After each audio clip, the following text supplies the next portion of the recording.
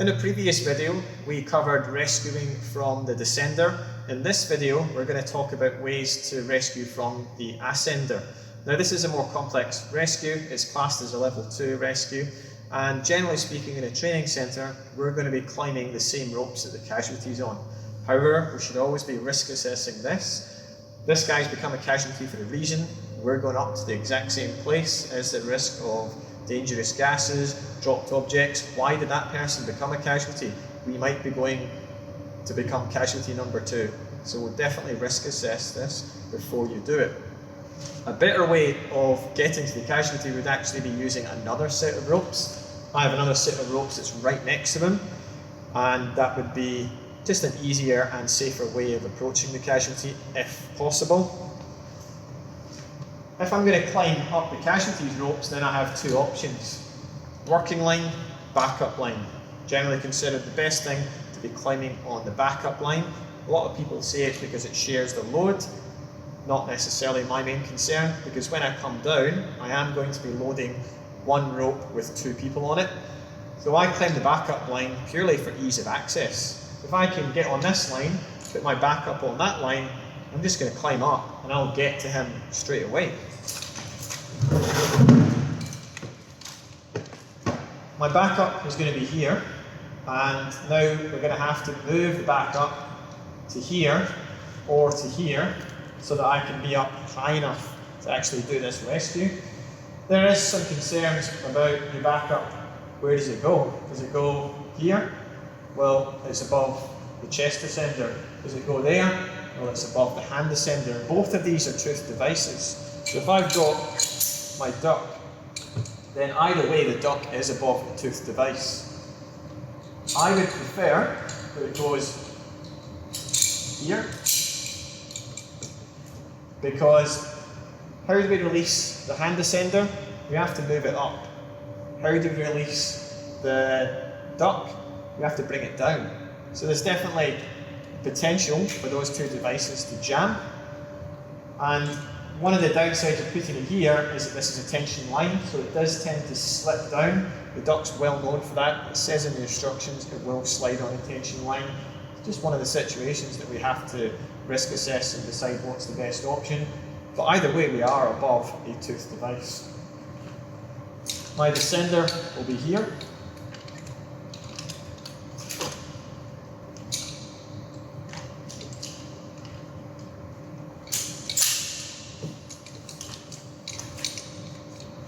To get to that area, I would have climbed up with a backup device and then put a spare backup device on there. And now I want to get this guy out of the chest descender. There are different ways of doing it. The way that I've been doing it recently is make it level 1 rescue. I say that a lot in my training. Simplify it, get it back to an easier rescue. So I'm going to put him into his descender.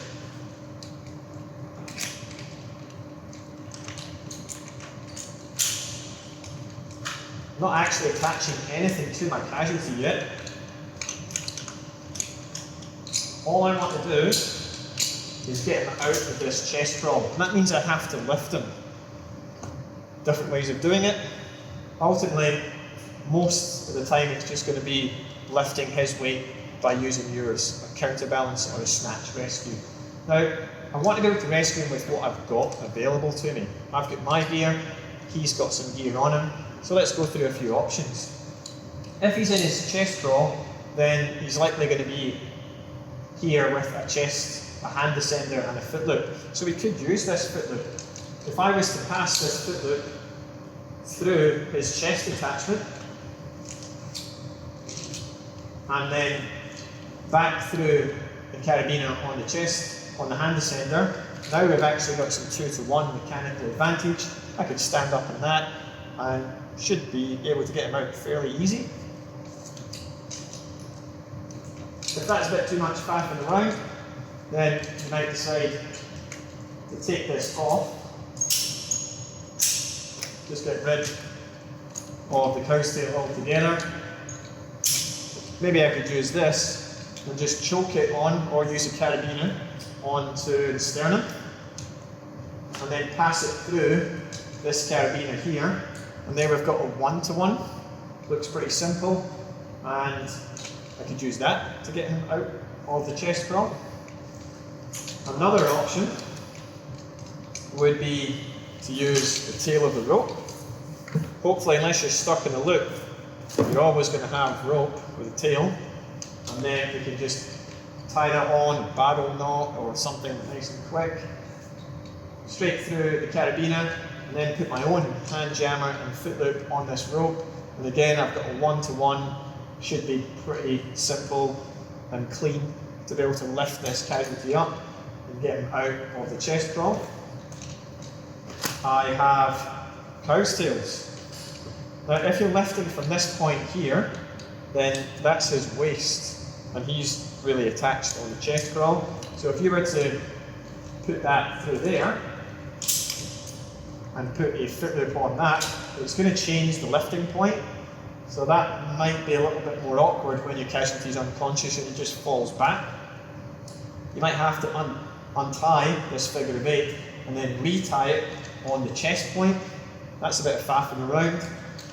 Maybe you could just pass it through and provide a little deviation and then put it through there. A lot of guys like using a piece of magic string, accessory cord, a tape sling, something like this, because it's got no buckles, it's already a length that's going to work for you. That's great as long as you've got it. I think you should be able to rescue with whatever your Casualty and you have got on your harness. And we've always got rope, we've always got cow's tails, and we should always have at least one foot loop. The X-rays or the foot ladders are a bit bulkier, but they can work just as well. The benefit of this is that it's nice and clean and there's no buckles that you get caught on.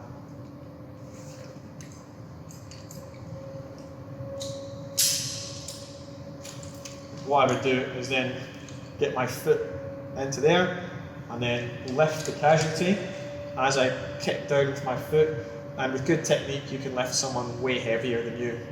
Once they're out of the crawl, they're into the descender, still got the backup on, you've now just simplified this rescue from a level 2 to a level 1 rescue.